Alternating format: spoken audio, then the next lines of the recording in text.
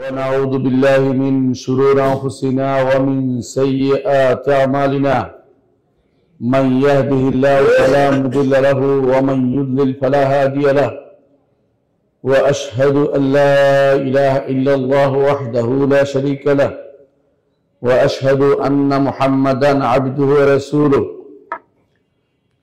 يا أيها الناس اتقوا ربكم الذي خلقكم من نفس واحدة وخلق منها زوجها وبث منهما رجالا كثيرا ونساء واتقوا الله الذي تساءلون به والأرحام إن الله كان عليكم رقيبا يا أيها الذين آمنوا اتقوا الله حق تقاته ولا تموتن إلا وأنتم مسلمون يا أيها الذين آمنوا اتقوا الله وقولوا قولا سديدا يصلح لكم أعمالكم ويغفر لكم ذنوبكم ومن يطع الله ورسوله فقد فاز فوزا عظيما أما بعد فإن أصدق الحديث كتاب الله وخير الهدي هدي محمد صلى الله عليه وسلم وشر الأمور محدثاتها وكل محدثة بدعة وكل بدعة ضلالة وكل ضلالة في النار أيها الناس اتقوا الله فإن التقوى ملاك الحسنات واعلموا أن الله عز وجل أمركم بالتقوى والرسول صلى الله عليه وسلم كان يوصي أصحابه بالتقوى والتقوى وصية للأولين والآخرين সম্মানিত মুসলিয়ান কিরাম আমি আমার নিজেকে এবং আপনাদেরকে আল্লাহর তাকওয়া অবলম্বন করার অনুরোধ জানাচ্ছি যে এই তাকওয়া অবলম্বন করলে আমরা আল্লাহর জান্নাত পেয়ে ধন্য হতে পারব। সম্মানিত মুসলিয়ান কিরাম আজকে আমরা একজন মুত্তাকি নিয়ে আলোচনা করব। তিনি হচ্ছেন সাইয়্যিদুনা সাঈদ ইবনে যায়েদ রাদিয়াল্লাহু আনহু। মুত্তাকি কারা? নিঃসন্দেহে নবীরা সব মুত্তাকি। নবীদের পরে সাহাবায়ে কেরাম হচ্ছেন মুত্তাকিদের সেরা। আর সাহাবায়ে কেরামের মধ্যে যারা জান্নাতের সুসংবাদ পেয়েছেন তারা অবশ্যই মুত্তাকি। কারণ তাকওয়া অবলম্বন না করলে কেউ জান্নাতে যেতে পারবে না। আল্লাহ তাআলা বলেন দিয়েছেন তিলকাল জান্নাতুল্লাতী নুরিসু মিন ইবাদিনা মান কানা তাকিয়া। এই জান্নাতের ওয়ারিস আমার বান্দাদের মধ্যে শুধু তাদেরকে করব যারা মুত্তাকি হবে। সুতরাং জান্নাতের যারা সুসংবাদ পেয়েছেন তারা হচ্ছেন মুত্তাকি এবং তাদের তাকওয়া হচ্ছে পরীক্ষিত। তাদের মধ্যে একজন হচ্ছেন সাঈদ ইবনে যায়েদ রাদিয়াল্লাহু আনহু। আল্লাহ তাআলা বলেন মিনাল মুমিনিনা রিজালুন সাদাকু মা আহাদুল্লাহ আলাইহি ফামিনহুম মান কাদা নাহবাহু ওয়া মিনহুম মান ইয়ানতাজির ওয়া মা বাদদালু তাবদীলা। আল্লাহ তাআলা বলেন মিনাল মুমিনিনা রিজালুন, ঈমানদারদের মধ্য থেকে কিছু লোক আছেন সাদাকু মা আহাদুল্লাহ আলাইহি, আল্লাহর সাথে যে অঙ্গীকার করেছেন সেটাকে তারা সত্য করে দেখিয়েছেন। নিঃসন্দেহে তারা হচ্ছেন সাহাবায়ে কেরাম রিদওয়ানুল্লাহি আলাইহিম আজমাইন। আল্লাহর সাথে অঙ্গীকার হচ্ছে ঈমানের অঙ্গীকার, তাকওয়ার অঙ্গীকার। সে অঙ্গীকারে তারা সেরা ছিলেন, সে অঙ্গীকার তারা সত্য প্রমাণ করে দেখিয়েছেন। আল্লাহ তাআলার সাথে কৃত অঙ্গীকার হচ্ছে ইন্নাল্লাহা আশতারা মিনাল মুমিনিনা আনফুসাহুম ওয়া আমওয়ালাহুম বিআন্না লাহুমুল জান্নাহ। আল্লাহ তাআলা ক্রয় করে নিয়েছেন ইন্নাল্লাহা আশতারা মিনাল মুমিনিনা আনফুসাহুম ওয়া আমওয়ালাহুম, ঈমানদারদের জান ও মাল বিনিময়ে তিনি তাদেরকে জান্নাত দিবেন। এই অঙ্গীকার অনেকেই পূর্ণ করেছে। ফামিনহুম মান কাদা নাহবাহু, তাদের মধ্যে অনেকেই আল্লাহর পথে শহীদ হয়ে গেছেন এবং জীবন দিয়ে দিয়েছেন। ওয়া মিনহুম মান ইয়ানতাজির, তাদের অনেকে অপেক্ষা করছেন শহীদ হবেন অথবা আল্লাহর রাহে তাদের মৃত্যু হবে, যদিও তারা তাদের বিছানায় মারা যান। ওমা বাদদালু তাবদীলা, তারা কোনো পরিবর্তন হননি, তারা আল্লাহ তাআলার সাথে কৃত অঙ্গীকারকে কোনো পরিবর্তন করেননি, সেটার উপরে তারা সুপ্রতিষ্ঠিত ছিলেন। সূরা আহজাবের 23 নম্বর আয়াতে আল্লাহ তাআলা এই লোকগুলোকে উল্লেখ করেছেন। তারা হচ্ছেন ওই সমস্ত সাহাবায়ে কেরাম যারা রাসূলুল্লাহ সাল্লাল্লাহু আলাইহি ওয়াসাল্লামের সাথে যুদ্ধ করেছেন। রাসূলুল্লাহ সাল্লাল্লাহু আলাইহি ওয়াসাল্লামের পরে খোলাফায়ে রাশিদার যুগে যুদ্ধ করেছেন এবং দ্বীনকে সারা দুনিয়াতে প্রতিষ্ঠিত করার জন্য নিজেরা নিজেদের সম্মান, সম্পদ এবং নিজেদের জানকে বিলিয়ে দিয়েছেন। তাদের মধ্যে একজন হচ্ছেন সাঈদ ইবনে যায়েদ ইবনে আমর ইবনে নুফাইল আল কুরাশি আল আদওয়ী রাদিয়াল্লাহু আনহু।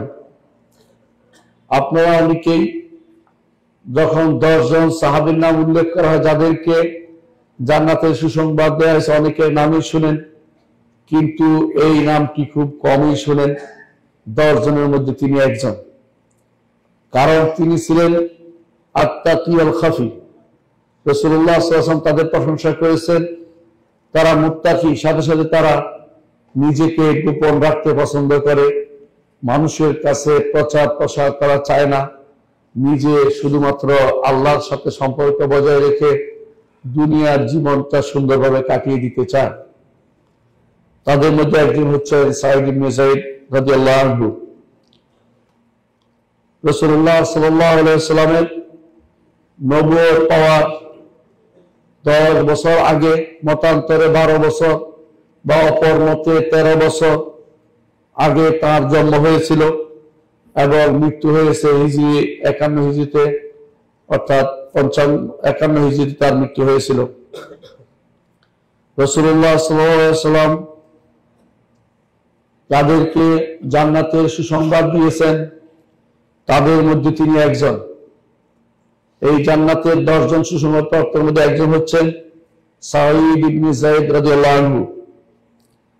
তিনি ওই সমস্ত সাহাবীদের অন্তর্ভুক্ত ছিলেন যারা প্রথম ইসলাম গ্রহণ করেছিলেন এবং সেই সমস্ত সাহাবীদের অন্তর্ভুক্ত হয়েছে যাদের প্রশংসা আল্লাহ কোরআনে কারীমে বলেছেন। আল্লাহ তাআলা বলেছেন, ওয়াস-সাবিকুনা আল-আউওয়ালুনা মিনাল মুহাজিরিন ওয়াল আনসার, যারা ওই সমস্ত লোক যারা অগ্রণী হয়েছে মুহাজির ও আনসারদের থেকে ইসলাম গ্রহণে, তাদের আল্লাহ তাআলা বলেছেন রাদিয়াল্লাহু আনহুম ওয়া রাদু আনহু, আল্লাহ তাদের উপর সন্তুষ্ট, তারাও আল্লাহর উপর সন্তুষ্ট। কোরআনে কারীমের এই ভাষ্যের ভিতরে সাঈদ ইবনে যায়েদ রাদিয়াল্লাহু আনহু অন্তর্ভুক্ত। তিনি যখন ইসলাম গ্রহণ করেছেন তখন রাসূলুল্লাহ সাল্লাল্লাহু আলাইহি ওয়াসাল্লাম যায়েদ ইবনে আরকাম দারুল আরকামে প্রবেশ করেননি। আরকাম ইবনে আবুল আরকামের বাড়িতে তিনি প্রবেশ করেননি, তার আগেই তিনি ইসলাম গ্রহণ করেছেন, অর্থাৎ একেবারে প্রথম সময়ে তিনি ইসলাম গ্রহণ করেছিলেন। আপনারা জানেন যে রাসূলুল্লাহ সাল্লাল্লাহু আলাইহি ওয়াসাল্লাম মক্কাতে যখন দাওয়াত দিয়েছেন, দাওয়াতের জন্য একটা জায়গা তিনি নির্বাচন করেছেন, সেটা হচ্ছে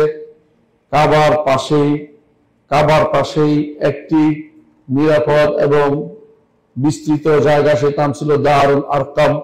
সেখানে রাসূলুল্লাহ সাল্লাল্লাহু আলাইহি ওয়াসাল্লাম অবস্থান করতেন এবং সেখানে অনেক সাহাবী ইসলাম গ্রহণ করেছে, কারণ রাসূলুল্লাহ সাল্লাল্লাহু আলাইহি ওয়াসাল্লাম সেখান থেকে তাদেরকে দিক নির্দেশনা দিতে পারতেন এবং সেখানে তার ঠিকানা হিসাবে ছিল দূর দূরান্ত থেকে লোকেরা দারুল আরকামে এসে রাসূলের দাওয়াত গ্রহণ করত এবং ইসলাম গ্রহণ করত।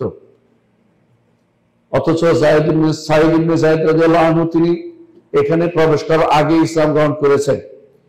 আবু বকর, ওসমান, আলী এদের সাথেই তিনি পরপরই তিনি ইসলাম গ্রহণ করেছেন। যায়েদ ইবনে আমর ইবনে নুফাইল তার পিতা ছিলেন সাঈদ ইবনে যায়েদ ইবনে আমর ইবনে নুফাইল। তো যায়েদ ইবনে আমর ইবনে নুফাইল ছিলেন তার পিতা। জাহিলি যুগে তার পিতা কোনোদিন মূর্তি পূজা করতেন না, তার পিতা কোনোদিন মূর্তির জন্য সিজদা করতেন না, একমাত্র আল্লাহর ইবাদত করতেন। এবং তাকে বলা হতো যে তিনি হানিফদের অন্তর্ভুক্ত ছিলেন।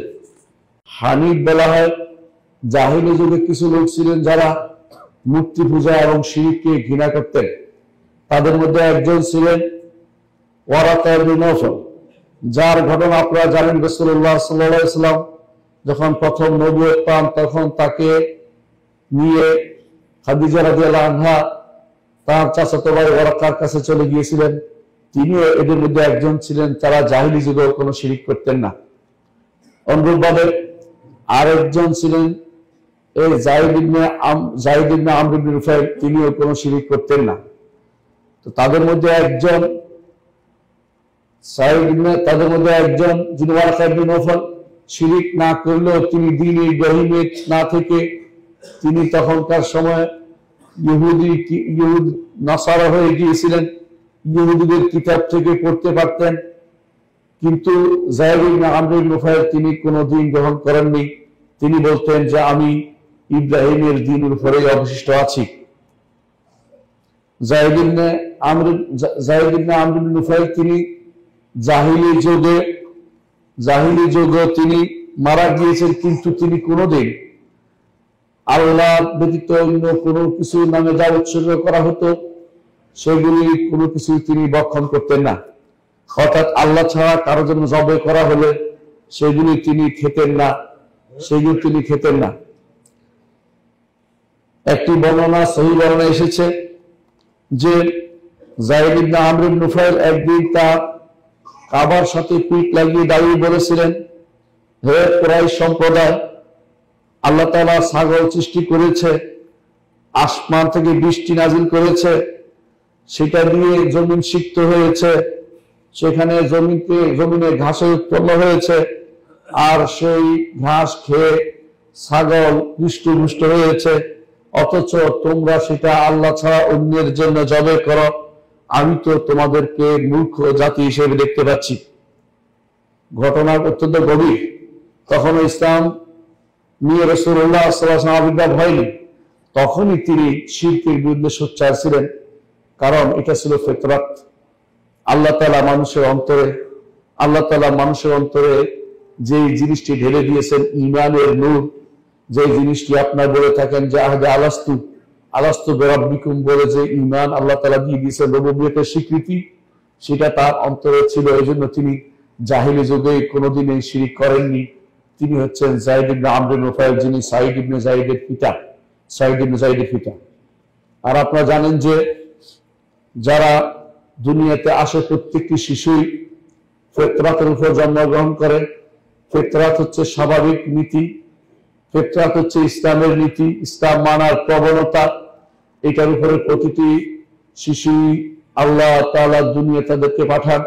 শিশুকে দুনিয়াতে আসার পরে রাসূলুল্লাহ সাল্লাল্লাহু আলাইহি ওয়াসাল্লাম বলেছেন, কুল্লু মাউলুদিন ইউলাদু আলাল ফিতরা ওয়া আবাওয়াহু ইউহাউদানিহি আও ইউনাসসিরানিহি আও ইউমাজ্জিসানিহি।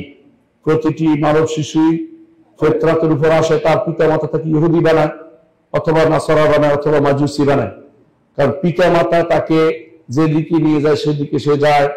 আসলে সে ইসলাম গ্রহণ করার জন্য একটা যোগ্য বিবেচনা করে আল্লাহ তাআলা তাকে দুনিয়াতে পাঠান, কিন্তু সে ইসলামের বিপরীতে যায়।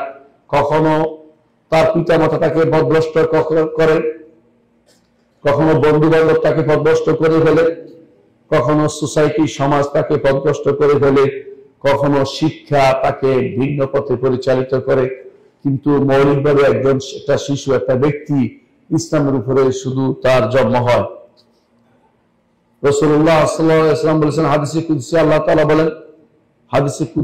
তাআলা বলেন, ইন্নী খালাকতু ইবাদি হুনাফা কুল্লিহিম, আমি আমার বান্দাদেরকে সবগুলোকে হানিফ, অর্থাৎ হানিফ আল্লাহ দ্বীন উপরে মানার মতো শিরক থেকে মুক্ত করে তাদেরকে দুনিয়াতে পাঠাই। ফাজতালাতুহু শায়াতিন, শয়তান তাদেরকে এই পথ থেকে বিচ্যুত করে, অর্থাৎ শয়তান তাদেরকে সরিয়ে দেয়, না হলে তারা ইসলাম গ্রহণ করত। আল্লাহ তাআলা কোরআনে কারীমে আরো বলেন, ওয়ামান ইয়াদউ মা'আল্লাহি ইলাহান আখারা, যে কেউ আল্লাহর সাথে অন্য ইলাহকে ডাকবে, লা বুরহানা লাহু বিহি, এর উপরে তার কোনো প্রমাণ আসলেই নেই।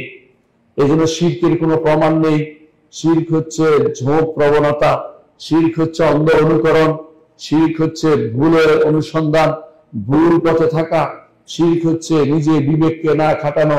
এই জন্য জাহেলি যুগে যারা বিবেকবান ছিলেন, সাঈদ ইবনে যায়েদের পিতা যায়েদ ইবনে আমর ইবনে নুফাইল এরকম একজন বিবেকবান ব্যক্তি ছিলেন। তিনি জাহেলি যুগে বুঝতে পারতেন যে মূর্তির সামনে কেন মানুষকে মাথা নত করতে হবে, কেন মানুষকে আল্লাহ ছাড়া যিনি সৃষ্টি করেছেন তিনি ব্যতীত অন্যের জন্য কেন আমাকে মাথা নত করতে হবে, অন্যের জন্য কেন আমাকে জবে করতে হবে, অন্যের জন্য কেন আমাকে টাকা খরচ করতে হবে, অন্যের জন্য আল্লাহ ব্যতীত অন্যের জন্য, অন্যের সন্তুষ্টির জন্য কেন আমাকে দৌড়াতে হবে। তিনি সেই জাহেলি যুগে বুঝেছিলেন, কারণ তিনি অত্যন্ত সুস্থ বিবেক সম্পন্ন ব্যক্তি ছিলেন। এ ছিল একটি ঘটনা। তার মধ্যে বোঝা যাচ্ছে যে, এর দ্বারা বোঝা যাচ্ছে যে জাহিলি যুগেও তিনি সহি আকীদার উপর ছিলেন, অর্থাৎ জাহিলি যুগেও তিনি কোনদিন শিরককে গ্রহণ করে নেননি। আর একটি ঘটনা আমরা দেখতে পাই, যিনি মুসনাদ আবি আলাতে এসেছে, সেই ঘটনাটি তা হচ্ছে, একদিন রাসূলুল্লাহ সাল্লাল্লাহু আলাইহি সাল্লাম তিনি তখন নবুয়ত পাননি। তিনি তখন দেখলেন যে যায়েদ ইবনে আমর ইবনে নুফাইল এক উপত্যকার উপর আছে। রাসূলুল্লাহ সাল্লাল্লাহু আলাইহি ওয়াসাল্লামের সাথে ছিলেন তার দাস যায়েদ ইবনে হারেসা।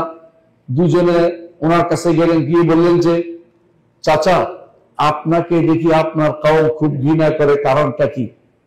তিনি বললেন যে তারা যে সমস্ত মূর্তির ইবাদত করে আমি সেগুলি ইবাদত করি না বলেই তারা আমাকে ঘৃণা করে। তখন যায়েদ ইবনে হারেসা অর্থাৎ রাসূলের যে দাস ছিল, তিনি কিছু খাবার খুলে গোশত এবং রুটি তার সামনে তুলে ধরলেন। তখন যায়েদ ইবনে আমর ইবনে নুফাইল বললেন, এগুলি আমার কাছ থেকে সরিয়ে নাও। তোমরা যে সমস্ত জায়গায় জবে করে, যে সমস্ত মূর্তির নামে, সেই সমস্ত মূর্তির নামে জবে করা জিনিস আমি খাই না। আমি জানি না এগুলি কিসের নামে জবে করা হয়েছে। জাহিলি যুগেও তিনি অন্য কিছু নামে জবে করা জিনিস থেকে দূরে থাকতেন। এই জন্য তিনি কখনো কখনো বলতেন, ইয়া মাশারা কুরাইশ, হে কুরাইশ সম্প্রদায়, মা আসবাহা মিনকুম আহাদুন আলা দীন ইব্রাহিম গায়রি, তোমাদের মধ্যে কেউ আজকের দিনে দ্বীন ইব্রাহিমের কেউ নেই আমি ব্যতীত। আমি ইব্রাহিম আলাইহিস সালাতু ওয়াস সালামের দ্বীন উপর থাকতে চাই। তারপর তিনি বলতেন, আল্লাহুম্মা, হে আল্লাহ, ইন্নী লাউ আ'লামু আহাব্বাল উজু ইলাইকা আবাদতুকা বিহি, আমি যদি জানতাম কিভাবে আপনার ইবাদত করা হয়, শুধু আপনার সেই পদ্ধতিতে ইবাদত করতাম। তারপর তিনি আল্লাহর জন্য শুধু সিজদা করতেন। এটাই শুধু বর্ণনায়, সহিহ বর্ণনায় এসেছে। এই জন্য রাসূলুল্লাহ সাল্লাল্লাহু আলাইহি ওয়াসাল্লাম তিনি বলেছেন, আমি স্বপ্নে দেখেছি যায়েদ ইবনে আমর ইবনে নুফাইলকে, আমি দেখেছি সে জান্নাতের মধ্যে তাকে দেখতে পেয়েছি। আমি তাকে দেখতে পেয়েছি জান্নাতে তার দুটি স্তর মর্যাদা রয়েছে। অন্য বর্ণনায় এসেছে রাসূলুল্লাহ সাল্লাল্লাহু আলাইহি ওয়াসাল্লাম বলেছেন, ইন্নাহু ইউবাসু উম্মাতান ওয়াহিদা, তিনি এক জাতি হিসাবে আসবেন, কারণ এই সময় আর কেউ, ওই সময়ের কেউ আর জান্নাতে যাবে না তিনি ব্যতীত। একা তিনি, যেহেতু জাহিলি যুগে মারা গেছেন, তিনি একাই শুধুমাত্র জান্নাতে যাবেন। এই হচ্ছে তার পিতার কথা। তার পিতা যেহেতু ওই সময় মূর্তি পূজা করতো না, মূর্তি পূজার বিরুদ্ধে কথা বলতো, তখন তার ভাই ছিল খাত্তাব। এই খাত্তাব আর কেউ নয়, ওমর রাদিয়াল্লাহু আনহুর পিতা। ওমর রাদিয়াল্লাহু আনহুর পিতা।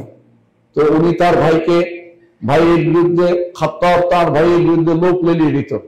সেই সময়ে তিনি অত্যাচার সহ্য করেছেন, তখন ইসলাম আসেনি, অর্থাৎ মুহাম্মদ রাসূলুল্লাহ সাল্লাল্লাহু আলাইহি ওয়াসাল্লাম তিনি নবুয়ত পাননি। এরপরে আমরা সাঈদ ইবনে যায়েদ তার কথা বলতে চাই। তিনি হচ্ছেন ওমর ইবনে খাত্তাব রাদিয়াল্লাহু আনহুর চাচাতো ভাই। আপনারা বুঝতে পারছেন, তার দুই ভাই ছিলেন, একজন হচ্ছে যায়েদ, একজন হচ্ছে খাত্তাব। তো ওমর রাদিয়াল্লাহু আনহু খাত্তাবের ছেলে, আর তিনি হচ্ছেন সাঈদ ছিলেন যায়েদের ছেলে। এই দুই ভাই এবং দুইজনের ঘরে দুই সন্তান, একজন হচ্ছেন ওমর, একজন হচ্ছেন সাঈদ ইবনে যায়েদ, একজন হচ্ছে ওমর ইবনে খাত্তাব। এদের মধ্যে বিয়ে শাদীও এরকম হয়েছে যে যায়েদের কন্যাকে বিয়ে করেছেন, আতিকাকে বিয়ে করেছেন ওমর রাদিয়াল্লাহু আনহু, আর খাত্তাবের কন্যা ফাতেমাকে বিয়ে করেছেন সাঈদ ইবনে যায়েদ। তাদের মধ্যে পরস্পর পরস্পর তারা আত্মীয় ছিলেন, একেবারে বৈবাহিক সূত্রে আত্মীয়তা তাদের রয়েছে, যেমনিভাবে তাদের মধ্যে আত্মীয়তা ছিল বংশের দিক থেকেও। উভয় আদাবি গোত্র অর্থাৎ ওমর রাদিয়াল্লাহু আনহু যে গোত্রের সেই গোত্রের। এই জন্য বলা হয়ে থাকে যে ওমর রাদিয়াল্লাহু ইসলাম গ্রহণ হয়েছিল তার বোনের কারণে অর্থাৎ তার বোন ফাতেমার কারণে। কারণ ফাতেমা স্ত্রী ছিলেন সাঈদ ইবনে যায়েদের। কিন্তু এই ঘটনা, বিস্তারিত ঘটনা আপনারা শুনেছেন যে ওমর রাদিয়াল্লাহু আনহু ফাতেমাকে আঘাত করেছে, সাঈদকে মেরেছে, তারপরে কোন কোরআন আয়াত শুনেছে, তারপর গিয়েছেন। ঘটনা এগুলি পুরোটাই বিশুদ্ধ হাদিস দ্বারা বর্ণনা দ্বারা সাব্যস্ত হয়নি, বরং ওমর রাদিয়াল্লাহু আনহু ছিলেন রাসূলুল্লাহ সাল্লাল্লাহু আলাইহি ওয়াসাল্লামের দোয়ার ফসল। রাসূল দোয়া করতেন সবসময়, আল্লাহ দুইজনের একজনকে আপনি ইসলামের জন্য কবুল করেন। তিনি হচ্ছেন ওমর ইবনে খাত্তাব অথবা আবু জাহলকে তিনি দোয়া করতেন। এই দোয়ার কারণে তিনি ইসলাম গ্রহণ করেছেন, আল্লাহ তাআলা তার মন ঘুরিয়ে দিয়েছেন। কিন্তু এই ঘটনাটা বিশুদ্ধ বর্ণনা সাব্যস্ত হয়নি যে ওমর রাদিয়াল্লাহু আনহু তার বোনকে এবং ভগ্নিপতিকে আঘাত করেছেন, তারপর কোরআন পড়ে তারপর ইসলাম গ্রহণ করতেছেন। এই ঘটনাটা শুদ্ধ নয়। কিন্তু এটা সত্য যে উভয়ের মধ্যে আত্মীয়তার সম্পর্ক বেশি ছিল, কারণ উভয় একে অপরের ভগ্নিপতি ছিলেন। সাঈদ ইবনে যায়েদ আমরা আগেও বলেছি, তিনি ছিলেন প্রথম ইসলাম গ্রহণকারী। কেমনি ভাবে? তিনি মদিনায় হিজরতকারীদের মধ্যে প্রথম ছিলেন। মদিনায় হিজরত যারা করেছে প্রথম তাদের মধ্যে তিনি একজন ছিলেন, যারা ঈমান নিয়ে ঈমানকে টিকানোর জন্য কুফরি রাষ্ট্র থেকে ইসলামের দিকে হিজরত করে গিয়েছিলেন। তিনি মুহাম্মদ রাসূলুল্লাহ সাল্লাল্লাহু আলাইহি ওয়াসাল্লামের সাথে সকল যুদ্ধে অংশগ্রহণ করেছেন। রাসূলুল্লাহ সাল্লাল্লাহু আলাইহি ওয়াসাল্লামের সকল যুদ্ধে অংশগ্রহণ করেছেন, তবে বদরের যুদ্ধে তিনি অংশগ্রহণ করতে পারেননি। এর কারণ তাও রাসূলুল্লাহ সাল্লাল্লাহু নির্দেশের কারণে।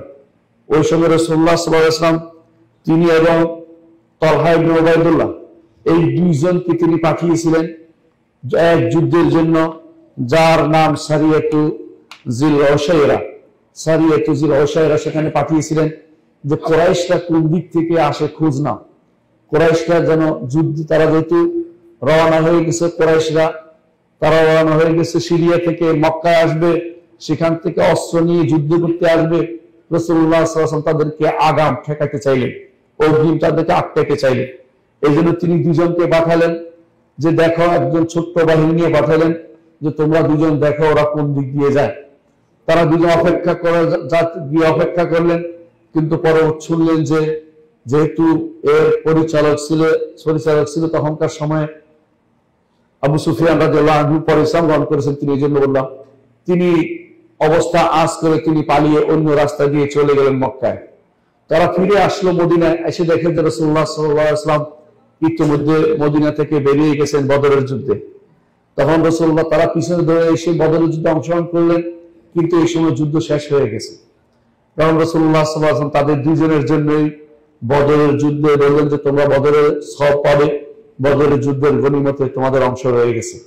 এই জন্য সাঈদ ইবনে যায়েদ রাদিয়াল্লাহু আনহু বদরের যুদ্ধে অংশগ্রহণ না করেও বদরী হতে পেরেছেন, কারণ তিনি রাসূলুল্লাহ সাল্লাল্লাহু আলাইহি ওয়াসাল্লামের নির্দেশে বদরের যুদ্ধের আরেকটি অংশে তিনি গিয়েছিলেন, যেটা ছিল পরিণতি ছিল বদরের যুদ্ধ, কিন্তু আগের অংশে তিনি অংশগ্রহণ করেছেন।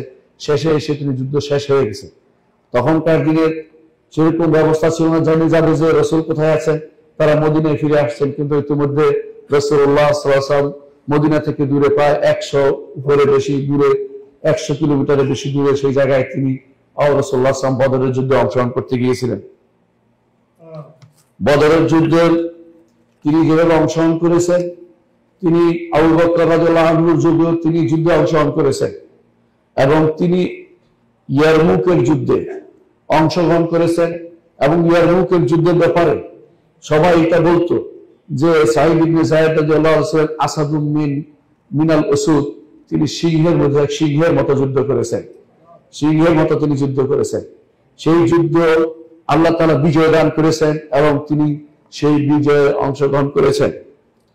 এরপরে তিনি যখন মুসলিমরা দামেস্ক অবরোধ করে আবু উবাইদা ইবনে জাররাহ রাদিয়াল্লাহু আনহুর নেতৃত্বে, তখন ওমর তখন সাঈদ ইবনে যায়েদ রাদিয়াল্লাহু আনহু তার সাথে ছিলেন এবং তিনি সেখানে অবরোধে অংশগ্রহণ করেছেন। পরবর্তীতে দামেস্কের লোকেরা যখন যুদ্ধ ব্যতীত সন্ধির মাধ্যমে দামেস্ককে হস্তান্তর করে, তখন আবু উবাইদা ইবনে জাররাহ রাদিয়াল্লাহু আনহু তিনি সাঈদ ইবনে যায়েদ রাদিয়াল্লাহু আনহুকে এখন সেখানে দামেস্কের গভর্নর নিযুক্ত করেন।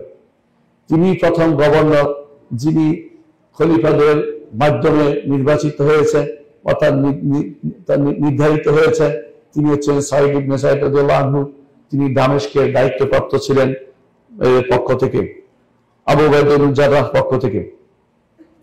এভাবে তিনি ওমর রাদিয়াল্লাহু আনহুর সময়ে তিনি একান্তে থাকা পছন্দ করতেন। ওমর রাদিয়াল্লাহু আনহু তিনি আত্মীয় হওয়ার কারণে তাকে কখনো বেশি অতিরিক্ত সুযোগ দিতেন না। এই জন্য ওমর রাদিয়াল্লাহু আনহু যখন তাকে শহীদ করে দেওয়া হয়, আপনারা জানেন তিনি 3 দিন পর্যন্ত তিনি মসজিদের ভিতরে কাতরাচ্ছিলেন, মৃত্যু যন্ত্রণায় কষ্ট পাচ্ছিলেন। এই সময় তিনি যে সমস্ত 6 জনের নাম ঘোষণা করেছেন যে এদের মধ্যে খেলাফত মীমাংসিত হবে, তখন তিনি সাঈদ ইবনে যায়েদের নাম আনেননি। কেন আনেননি? তিনি বলে থাকেন যে ওমর রাদিয়াল্লাহু আনহু যেহেতু আত্মীয়, অনেকে মনে করতে পারে এই জন্য যে তার আত্মীয়র নাম তিনি নিয়ে এসেছেন, এই জন্য তিনি তার নাম আনেননি।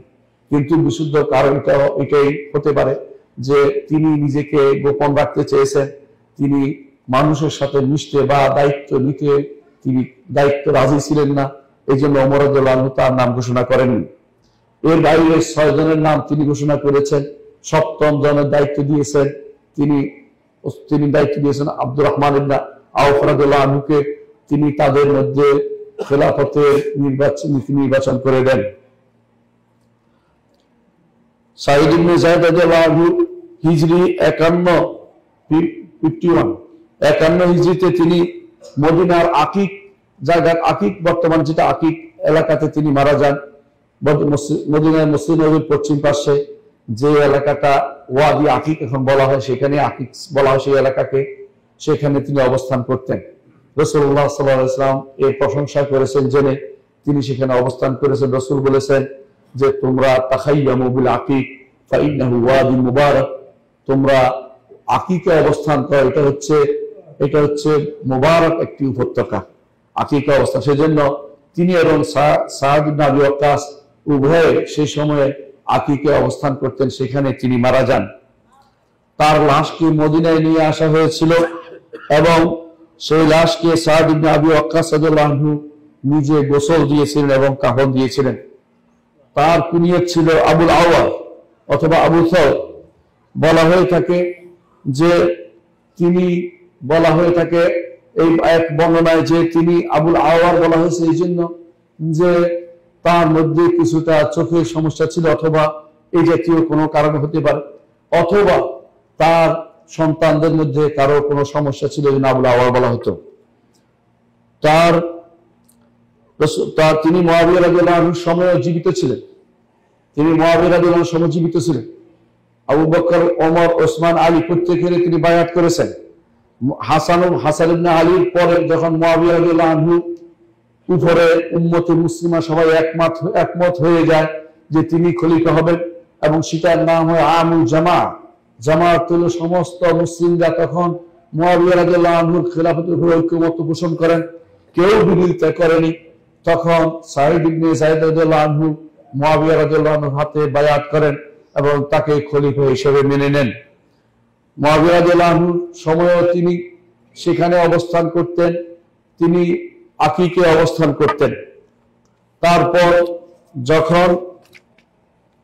পরবর্তীতে যখন ইয়াজিদ ইবনে মুআবিয়ার জন্য যখন বায়াতের জন্য চাপ সৃষ্টি করা হলো, তখন তিনি বায়াত করেননি। তিনি অবস্থান করেছিলেন দূরে, কিছু বিরোধিতা করেননি, চুপ ছিলেন। শামবাসী এক লোক এসে তাকে বলল যে আপনাকে টেনে হেসে নিয়ে যাব অথবা আপনাকে হত্যা করব। তখন তিনি বললেন, আমাকে তুমি হত্যা করবে? আমাকে হত্যা করলে তুমি বিপদে পড়ে যাবে, কারণ মুহাম্মদ রাসূলুল্লাহ সাল্লাল্লাহু আলাইহি ওয়াসাল্লাম বলেছেন, একদিন আমরা উহুদ পাহাড়ে ছিলাম, তখন তিনি বলেছিলেন এই উহুদের উপরে নবী আছে, সিদ্দিক আছে, আর শহীদরা আছে, তাহলে তো আমি শহীদ হয়ে যাব তোমার হাতে, তুমি কি সেটা নিতে চাও? তিনি ভয় পেয়ে পালিয়ে গেলেন। পরবর্তীতে যখন উম্মাহাতুল মুমিনিনদের কেউ একজন মারা গেল, তখন তিনি ওসিয়ত করে গেলেন যে আমাকে যেন সাঈদ ইবনে যায়েদ তিনি যেন আমার জানাজা পড়ান। তখন সাঈদ ইবনে যায়েদ জানাজার সময় আসলো। এমন সময় ওই লোক বলল মারওয়ানকে, মারওয়ান তখন মদিনার তখন প্রধান, মদিনার তিনি গভর্নর, তাকে বললো যে আপনি কেন নিয়ন্ত্রণ করছেন না? বলে তুমি কি বলো, এখানে খলিফাতুল মুসলিমিন আগে যারা ছিল তাদের আত্মীয় আছে, আর এখানে এমন একজন লোক আছে যার নামে রাসূলুল্লাহ সাল্লাল্লাহু আলাইহি ওয়াসাল্লাম জান্নাতি বলেছেন, তার ওসিয়ত পূরণ করতে কি আমি বাধা দিব? এটা হতে পারে না। তখন ওই লোক তখন বুঝে নিল যে আসলে তার মর্যাদা কত বেশি। তিনি তার দোয়া কবুল হতো, তার দোয়া কবুল হতো। একবার আরওয়া বিনতে একজন আরওয়া নামক এক মহিলা তিনি অভিযোগ করলেন মারওয়ানের কাছে যে সাঈদ ইবনে যায়েদ আমার জমি দখল করেছে। আসলে সেটা মিথ্যা ছিল। তখন সাঈদ ইবনে যায়েদ রাদিয়াল্লাহু আনহুর কাছে বলা হলো, তিনি বললেন কিভাবে সেটা হতে পারে? অথচ আমি জানি রাসূলুল্লাহ সাল্লাল্লাহু আলাইহি ওয়াসাল্লাম বলেছেন কেউ যদি কোনো জমিনের একটু অংশ দখল করে 7 স্তবক জমি কাঁধে নিয়ে সে হাসরের মাঠে উঠবে। আমি সেটা কিভাবে করতে পারি? তুমি যদি মিথ্যাবাদী হও তাহলে তুমি সেটা অন্ধ হয়ে যাবে। ওই মহিলা শেষ জীবনে অন্ধ হয়ে গিয়েছিলেন এই মিথ্যাবাদী হওয়ার কারণে, কারণ তিনি কারো জমিন দখল করেননি, কারণ তিনি ছিলেন আত্তাকিয়াল হাফি, আত্তাকিয়াল খাফি, যিনি মুত্তাকি ছিলেন এবং তিনি পছন্দ করতেন একান্তবাস পছন্দ করতেন, কারো সাথে বেশি মেলামেশা অথবা দুনিয়ার কোনো পদ পদবি নিয়ে টানা হেঁচড়া, এটা তার পছন্দ ছিল না। সাহাবায়ে কেরামের মধ্যে বিশেষ করে খোলাফা আশরাতুল মুবাশশিরিন বিল জান্নাহ, জান্নাতের 10 জন সাহাবী কারো মধ্যেই পদ পদবি এবং ক্ষমতা নিয়ে টানা হেঁচড়ার কোনো প্রবণতা ছিল না। তাদের উপর যখন দায়িত্ব এসে যেত তখন তারা সিংহের মতো কাজ করতেন। দায়িত্ব অন্যের কাছে চলে গেলে তারা আল্লাহর একটা বান্দা হিসেবে সেই কাজে তাদের সহযোগিতা করতেন। তারা নিজের ক্ষমতার জন্য কখনো লালায়িত ছিলেন না। কোন সাহাবী ক্ষমতার জন্য লালায়িত ছিলেন এমন প্রমাণ আমরা পাই না, বরং প্রত্যেকেই অন্য কেউ তার দায়িত্ব নিয়ে কাজটি আদায় করবে এতে তারা বেশি খুশি হতেন। বরং ওসমান রাদিয়াল্লাহু আনহু সেদিকে কোনোদিন তাকিয়েও দেখেননি। আলী রাদিয়াল্লাহু আনহু তিনি সেদিকে কোনোদিন তাকিয়ে দেখেননি। যতদিন তার চেয়ে বেশি কেউ জানতো, এমন কেউ বেশি জানতো বা বেশি ফরেজগার এমন কেউ ছিল, তিনি মনে করতেন কোনোদিনই তিনি সেদিকে কোনো হাত বাড়াননি, কারণ তারা এটাকে অতিরিক্ত দায়িত্ব মনে করতেন। এই জন্য সাঈদ ইবনে যায়েদ রাদিয়াল্লাহু আনহু খেলাফতের জন্য বা কোনো পদ পদবীর জন্য আবু বকরের যুগে বা ওমরের যুগে, ওসমানের যুগে বা আলীর যুগে অথবা হাসানের যুগে বা মুআবিয়া রাদিয়াল্লাহু আনহুর যুগে, এই যুগগুলোতে একদিনও তিনি ঘর থেকে বের হননি। অথচ সেই সময়ে তিনি ছিলেন শ্রেষ্ঠ মানুষদের অন্তর্ভুক্ত। কারণ সেই সময়ে 10 জন সাহাবীর মধ্যে 10 জন যাদের জান্নাতের সুসংবাদ দেওয়া হয়েছে তাদের মধ্যে মাত্র 2-1 জন ছাড়া সবাই দুনিয়া থেকে চলে গেছেন। শ্রেষ্ঠ মানুষ যদি এই পদ পদবীর লোভ না করে, সেদিকে লোভ না করে একমাত্র আল্লাহর বান্দা হিসেবে, তাকওয়ার অধিকারী হিসেবে সারা জীবন আল্লাহর ইবাদত করে চলে যেতে পেরেছেন তিনি, আমাদেরও সেই পদ্ধতি অবলম্বন করে যেতে হবে। দুনিয়ার এই সমস্ত জিনিসগুলো হচ্ছে বড় ফিতনা। এইগুলি থেকে বেঁচে যদি আপনি ঈমান নিয়ে, আমলে সালেহ নিয়ে জান্নাতে যেতে পারেন তাহলে আপনি হবেন সফল ব্যক্তি। আর যদি দুনিয়ার হানাহানিতে লিপ্ত হয়ে আপনি দুনিয়া বেরিয়ে পড়েন তাহলে দেখবেন একে অপরকে ঘায়েল করছে, একে অপরের প্রসাদ নষ্ট করছে, একে অপরের বিরুদ্ধে নেমে যাচ্ছে, একে অপর কিভাবে মিথ্যাচার করবে এটা যেমন দেখবেন, আবার আরেক গোষ্ঠীকে দেখবেন ক্ষমতার স্বার্থে দুনিয়ার সমস্ত সম্পদকে কুক্ষিগত করে বসে আছে, এমন লোকদেরও আপনি দেখতে পাবেন। এগুলি সবই হচ্ছে দুনিয়ার ফিতনা। আল্লাহ তাআলা বলেছেন ইন্নামা আমওয়ালুকুম ওয়া আওলাদুকুম ফিতনা ওয়াল্লাহু ইনদাহু আজরুন আযীম। জেনে রাখো তোমাদের সম্পদ এবং তোমাদের সন্তান অবশ্যই ফিতনা, পরীক্ষার সামগ্রী। এগুলি দিয়ে আল্লাহ পরীক্ষা করতে চান কে আল্লাহর বিধান মতো চলতে পারে আর কে চলতে পারে না। বর্তমান সময়ে আল্লাহর বিধান মতো চলা তো দূরের কথা, আল্লাহর বিধান মুখে নেওয়া তাদের জন্য পাপের কারণ হয়ে দাঁড়িয়েছে। আল্লাহর বিধান বাস্তবায়ন তো আরো দূরের কথা হয়ে গেছে। এই সময়ে আপনি যেহেতু জানেন যে আপনি কোনো ক্রমেই আল্লাহর বিধান বাস্তবায়ন করতে পারবেন না, দায়িত্ব আপনি যথাযথ চেষ্টা করলেও আদায় করতে পারবেন না, তাহলে আপনি যতটুকু আল্লাহ আপনাকে দায়িত্ব দিয়েছেন অতটুকুর বাইরে অতিরিক্ত দায়িত্ব নেয়ার জন্য পাগল হওয়ার কোনো প্রয়োজন নেই। সেটা আপনার জন্য আখিরাতে অকল্যাণকর হবে, বিপদের কারণ হবে। আপনারা জানেন যে রাসূলুল্লাহ সাল্লাল্লাহু আলাইহি ওয়াসাল্লামের সাহাবী ওমর রাদিয়াল্লাহু আনহু, তাকে যখন সুসংবাদ দেওয়া হয়েছিল মৃত্যুর সময়, আপনি জান্নাতি মানুষ, আপনার জন্য জান্নাতের সুসংবাদ দেওয়া হয়েছে, আপনি এই করেছেন, আপনি খেলাফতকে এত বেশি করেছেন, সেই করে তিনি বলেছেন, আমি ওই রসুলের যুগে যেটা পেয়েছি ওইটা নিয়ে যেতে চাই, এর পরে যেটা হয়েছে এটাকে আমি চাই যেন সমানে সমানে কাটা যায়, অর্থাৎ আমার জন্য না, আমার পক্ষ না, বিপক্ষ না, এটা আমি চাই। আর যারা আমরা দুনিয়ার বিভিন্ন কারণে নিজেদেরকে বিভ্রান্ত করে চলেছি, বিভিন্ন জিনিস পাওয়ার জন্য উৎসুক হয়ে চলেছি, রাসূলুল্লাহ সাল্লাল্লাহু আলাইহি ওয়াসাল্লাম সে হাদিসটি স্মরণ করুন। তিনি বলেছিলেন যে ফিতনা আসবে, এই ফিতনাতে যে উঁকি দিয়ে তাকাবে তার থেকে ওই ব্যক্তি উত্তম যে ব্যক্তি বসে থাকবে, এবং যে ব্যক্তি বসবে তার থেকে ওই ব্যক্তি উত্তম যে ব্যক্তি শুয়ে থাকবে। এর অর্থ হচ্ছে এটাই যে এই ফিতনা, এই যে বড় ধরনের ফিতনা এসেছে, এখন আপনার পক্ষে এখন দ্বীনের সামান্যতম কিছু বাস্তবায়ন করা সম্ভব নাই। তাবৎ মুসলিম শাসকরা ইহুদি নাসরাদের তাবেদারি করছে, তাদের চিন্তাধারাকে বাস্তবায়ন করছে, তারা যা বলে এরা তাই বাস্তবায়ন করে।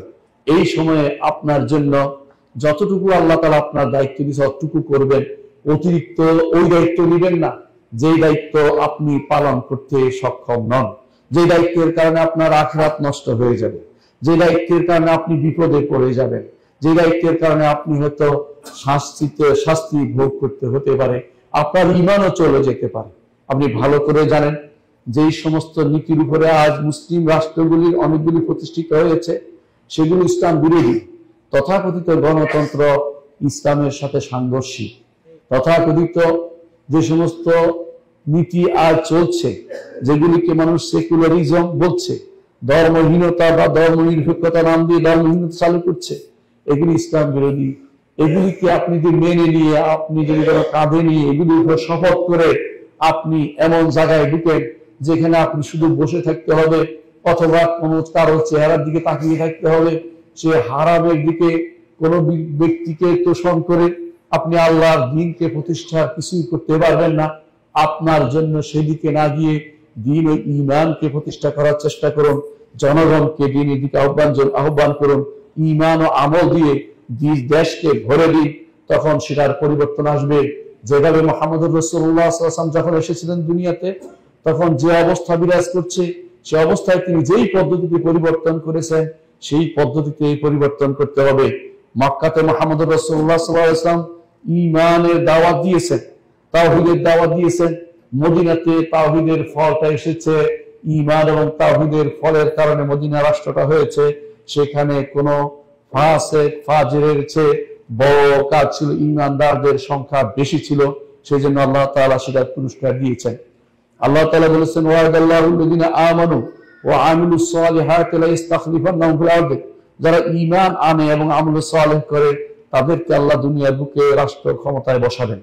আমরা ঈমান আমল সালেহ বাদ দিয়ে রাষ্ট্র ক্ষমতায় বসে ঈমান ও আমল সালেহ চালু করতে চাই, এটা ভুল। এই পদ্ধতি উল্টে দেওয়ার পদ্ধতি, এই উল্টে দেওয়া পদ্ধতিতে আপনি কোনদিন ইসলামের উপকার করতে পারবেন না। এই ইসলামের উপকার করতে হলে আপনাকে নিয়ম নিতে আসতে হবে, ঈমান ও আমল সালেহ পদ্ধতিতে এগিয়ে যেতে হবে। ঈমানের অভাব রয়েছে। এই দেশের মানুষ এখনো 80%-এর বেশি লোক এখনো শিরকে লিপ্ত রয়েছে, বিভিন্ন রকমের শিরক। আকীদাগত শিরক যেমন আছে, আমলগত শিরক আছে। যারা অনেকেই গণতন্ত্রকে অন্তর থেকে মেনে নিচ্ছে তারা কিন্তু আকীদাগত শিরকে লিপ্ত রয়েছে। যারা অনেকেই সেকুলারিজমকে অন্তর থেকে মেনে নিচ্ছে তারা আকীদাগত শিরকে লিপ্ত রয়েছে। অনুরূপভাবে আমলি জিন্দেগিতে শিরকের অভাব নেই। আশেপাশে আপনি তাকালে দেখতে পাবেন কবর পূজা, মাজার পূজা, গাছ পূজা, মাছ পূজার অভাব নেই। এই অবস্থাতে একজন ঈমানদারের দায়িত্ব হচ্ছে নিজের ঈমানকে রক্ষা করা, আমল ও সালেহকে প্রতিষ্ঠা করা এবং ঘরে ঘরে ঈমানকে জাগ্রত করা। যেভাবে রাসূলুল্লাহ সাল্লাল্লাহু আলাইহি ওয়াসাল্লাম এবং তার সহযোগীরা সাহাবায়ে কেরাম ঈমানকে মানুষের ঘরে ঘরে পৌঁছে দিয়েছেন, যতক্ষণ পর্যন্ত সে অবস্থা না হবে ততক্ষণ পর্যন্ত কাঙ্ক্ষিত মানের ইসলামী রাষ্ট্র কখনো প্রতিষ্ঠিত হবে না। সেজন্য বেশি বেশি করে এই দাওয়াতের কাজে 10-15 বছর লেগে যেতে হবে, মানুষ যেন কাফেরদের তাবেদারি মুক্ত হতে পারে, ইমানকে নিজের শ্রেষ্ঠ সম্পদ বিবেচনা করতে পারে। আজ আমাদের যারা ইসলামের কথা আমরা বলছি, আমরা অনেকেই ইসলামের মৌলিক নীতিগুলো জানি না, ইমান কিভাবে নষ্ট হয় সেটা শিখি না। ইমান নষ্ট হওয়ার জিনিসগুলো আলোচনা করা দরকার। শেখুল ইসলাম মুহাম্মদ আব্দুল ওয়াহাব রাহিমাহুল্লাহ তিনি এই জন্য তার দাওয়াতের শুরুতে ছোট ছোট লেখা আকারে বিভিন্ন জায়গাতে পাঠাতেন যে এইগুলি করলে ইমান নষ্ট হয়। 10টি কারণে ইমান নষ্ট হয় তিনি লিখে পাঠিয়েছেন। এই 10টি কারণ শুধু নমুনা হিসেবে উল্লেখ করেছেন যেগুলি সেই সমাজে প্রচলিত ছিল। এর বাইরে আরো শত শত কারণ আছে যেগুলির কারণে ইমান চলে যায়। ইমান চলে গেলে আপনি কিভাবে ইসলাম প্রতিষ্ঠা করবেন? যার মধ্যে ইমানের সমস্যা আছে তার ইসলাম কিভাবে প্রতিষ্ঠিত হতে পারে? এই জন্য ইমান, ইসলাম এবং দাওয়াত নিয়ে আমাদের থাকতে হবে। ইমানকে জীবনের পুঁজি নির্ধারণ করতে হবে এবং দূরবর্তী টার্গেট থাকবে। এর মাধ্যমে আল্লাহ তাআলা আমাদেরকে জমিনের বুকে সুপ্রতিষ্ঠিত করবেন। ইমানকে বাঁচিয়ে রাখতে হবে, ইমান সকল প্রবণতা থেকে দূরে থাকতে হবে।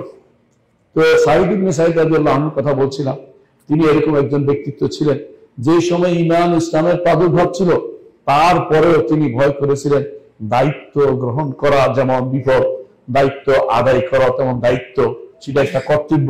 এটা যদি ঠিক মতো আদায় করতে না পারে আল্লাহর কাছে জবাবদিহি করতে হবে। মুহাম্মদ রাসূলুল্লাহ সাল্লাল্লাহু আলাইহি ওয়াসাল্লাম আমাদেরকে সেটা জানিয়েছেন। তিনি বলেছেন, আলা কুল্লুকুম রাইন ওয়া কুল্লুকুম মাসউলুন আন রাইয়াতিহি, প্রত্যেককে তার রাখালিপনা সম্পর্কে জিজ্ঞাসা করা হবে। একজন নারীকে তার ঘর সম্পর্কে জিজ্ঞাসা করা হবে, একজন পুরুষকে তার ঘর সম্পর্কে জিজ্ঞাসা করা হবে। এর দায়িত্ব যত বেশি হবে তত বেশি জিজ্ঞাসার মাত্রা বেড়ে যাবে। একজন মেম্বারকে তার ওয়ার্ড সম্পর্কে জিজ্ঞাসা করা হবে, একজন চেয়ারম্যানকে পুরো এলাকা সম্পর্কে জিজ্ঞাসা করা হবে। জিজ্ঞাসার মাত্রা শুধু বাইরের দৃষ্টি নয়, ইমানের দৃষ্টিও রয়েছে। তার অধীন যদি কোনো শিরক হয়, কবর পূজা হয়, মাজার পূজা হয়, যে তার অধীন যদি কোনো কুফরি শিরকের প্রচলন হয়, সেটার জন্য তাকে জবাবদিহি করতে হবে, কারণ তিনি দায়িত্বপ্রাপ্ত। আর যদি দায়িত্বপ্রাপ্ত না হন, আপনি দাওয়াত দেন, আপনি তখন সওয়াবের কাতারে থাকবেন। আপনার প্রতিটি কথা আল্লাহর দরবারে আপনার পক্ষে লেখা হবে, আর দায়িত্বপ্রাপ্ত না করলে আপনার বিপক্ষে লেখা হবে। এই জন্য দায়িত্বের জন্য লালায়িত হওয়া ইসলামে জায়েজ নেই। কর্তব্যের জন্য দায়িত্ব লালায়িত না হয়ে দায়িত্ব কর্তব্য যে কেউ পালন করতে পারে, ইমান এবং ইসলামের যদি কোনো সঠিক প্রতিষ্ঠা করতে পারে, তাহলে সেই ব্যক্তি এই দায়িত্ব কর্তব্যের বিপদ থেকে মুক্ত হতে পারবে। কিন্তু যদি সে এই দায়িত্ব কর্তব্যকে নিজের পদবী হিসাবে নেয় এবং সেটা নিজেকে বড় করে তোলার চিন্তা করে নেয়, তো সেটা তার জন্য বিপদের কারণ হয়ে দাঁড়াবে। এই জন্য আমরা আমাদের এই একজন মনীষী যিনি সাঈদ ইবনে যায়েদ রাদিয়াল্লাহু আনহু, তার থেকে শিক্ষা গ্রহণ করতে পারি কিভাবে দায়িত্বকে এড়িয়ে যে দায়িত্ব অন্যরা পালন করতে পারে সে দায়িত্বের জন্য লালায়িত না হয়ে দ্বীন ও ঈমান নিয়ে এবং এইটাকে দাওয়াত নিয়ে এবং ইলম ও তালিম নিয়ে যেন ব্যস্ত থাকি, সেই শিক্ষা আমাদের অর্জন করতে হবে। সাঈদ ইবনে যায়েদ রাদিয়াল্লাহু আনহু, তার 10 জন স্ত্রী ছিলেন, পরপর একসাথে 10 জন না, অর্থাৎ তার 10 জন বিয়ে করেছে, 10টা বিয়ে করেছিলেন। তার সন্তান অনেক বেশি ছিল এবং সেটা প্রায় 10 জন মেয়ে ছিলেন এবং তার চেয়ে বেশি তার ছেলে ছিল। তিনি বর্ণনা করেছেন, অল্প হাদিস বর্ণনা করেছেন, তার থেকে হাদিস বর্ণনা সংখ্যা 48টি, যেটা ইমাম বাকি ইবনে মাখলাদ আল কুরতুবী তার মুসনাদে উল্লেখ করেছেন।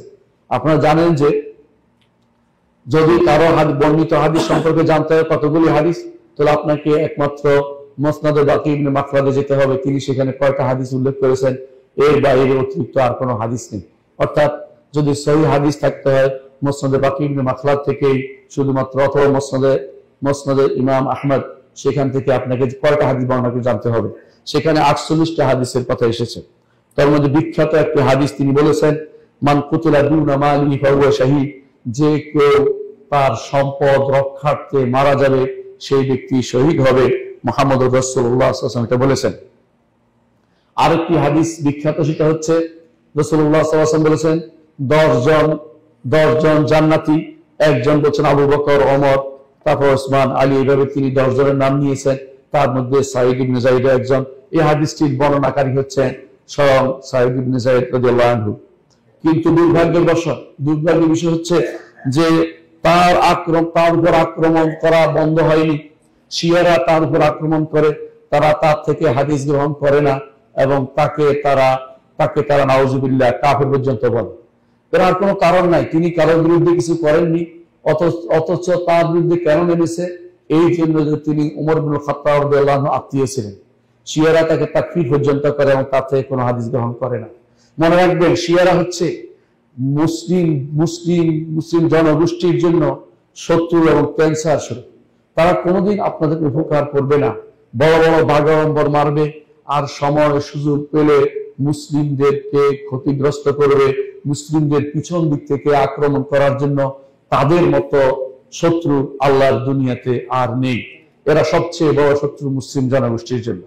মুসলিম নামধারী ক্ষতি করলে বেশি দেখা যায়, বাইরের শত্রু তো চিনা যায়, কিন্তু মুসলিম জননামধারী যারা আছে তাদেরকে যখন প্রতারণার মধ্যে ফেলে এরা ক্ষতিগ্রস্ত করে, তখন কিছু করার থাকে না। যুদ্ধ বাঁধিয়ে দিয়ে কখনো কখনো তারা মুসলিমদেরকে ক্ষতিগ্রস্ত করে, আবার কিছু টান দেয়, কিছুই করে না। এরকম ইতিহাস আপনাদের চোখের সামনে আছে। 40,000-এর উপরে মানুষ মেরে ফেলেছে। এর পিছনে কাদের ইন্ধন রয়েছে? গাজাতে ইহুদিরা আমাদের ভাইদেরকে মেরে ফেললো, বোনদেরকে মেরে ফেললো, বাচ্চাদেরকে নিঃশেষ করে দিল, বাড়িঘর পুরোটা ধ্বংসস্তূপ পরিণত করলো। এই পুরো জায়গা ধ্বংস করার পিছনে কাদের ইন্ধন রয়েছে খুঁজে দেখতে হবে।